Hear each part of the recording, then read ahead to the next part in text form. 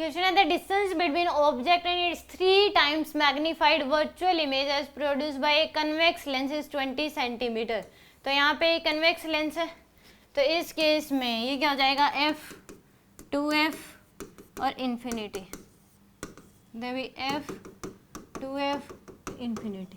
तो 3 times enlarge जो image है क्या बनती है, वर्चुअल इमेज तभी बनती है जब ऑब्जेक्ट कहाँ पे रखा हो, F और O के बीच में रखा हो। अब ऑब्जेक्ट अगर F और O के बीच में रखा हो तो इमेज जो बनती है वो क्या बनती है, बियॉन्ड 2F बनती है, लार्जर इन साइज बनती है, वर्चुअल बनती है।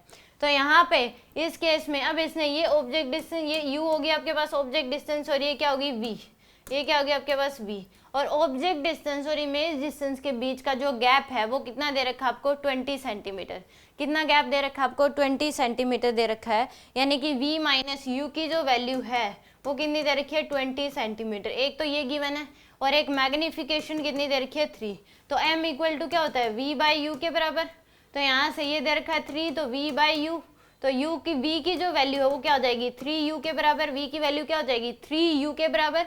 तो यहाँ पुट कर दो, तो 3U minus you equal to क्या हो जाएगा, 20। तो 2U इक्वल टू क्या हो जाएगा, 20। U की वैल्यू कितनी आ जाएगी, 10।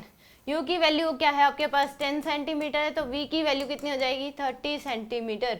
तो रियल ऑब्जेक्ट की क्या बन रही है, वर्चुअल इमेज बन रही है यहाँ पे। तो अब इस केस में पूछा फोकल लेंथ, तो लेंस फॉर्मूला लगा दो 1/f इक्वल टू माइनस का 1/u प्लस 1/v। तो 1/f equal to minus 1/u की वैल्यू आपके पास -10 प्लस का वर्चुअल इमेज बन रही है तो क्या लिखोगे आप, माइनस का 30। वर्चुअल इमेज के लिए क्या होता है, -30। रियल इमेज के लिए पॉजिटिव साइन होता है।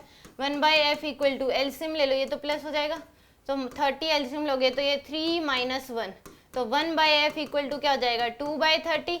तो f की वैल्यू आ जाएगी 15 सेंटीमीटर के बराबर।